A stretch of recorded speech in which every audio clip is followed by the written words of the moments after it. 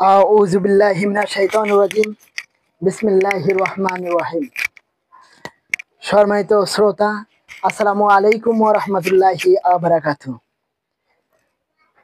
আপনারা দেখছেন রুকায়া ও তাবিজা চিকিৎসা সেন্টার চ্যানেল থেকে প্রকাশিত আরো একটি ভিডিও।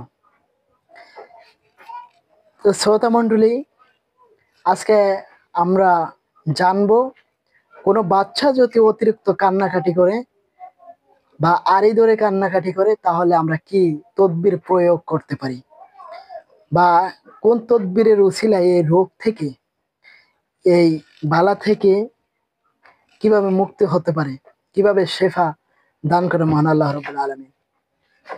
তো বন্ধুরা, কথা না বাড়িয়ে আমরা চলে যাই সেই তদবিরের দিকে।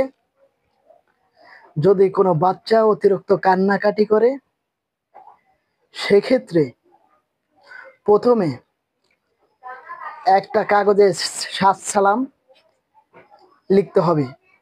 এরপর বিসমিল্লাহ সহ সূরা ফাতিহা লিখতে হবে। এরপর বিসমিল্লাহ সহ সূরা আবাসা লিখতে হবে। লিখে যদি ওই বাচ্চার গলায় দেওয়া হয় তাহলে আল্লাহ তাআলা ওই তদবিরের উছিলায় শেফা দান করবেন। তো আজকে এই পর্যন্তই। তো আমার চ্যানেলটাকে যারা সাবস্ক্রাইব করেন নাই তারা অবশ্যই সাবস্ক্রাইব করবেন এবং বেল আইকন ক্লিক করে রাখবেন যাতে ভিডিও ছাড়ার সাথে সাথে আপনার কাছে পৌঁছাতে পারে। তো আজকে এই পর্যন্তই। আসসালামু আলাইকুম ওয়া রাহমাতুল্লাহি ওয়া বারাকাতুহু।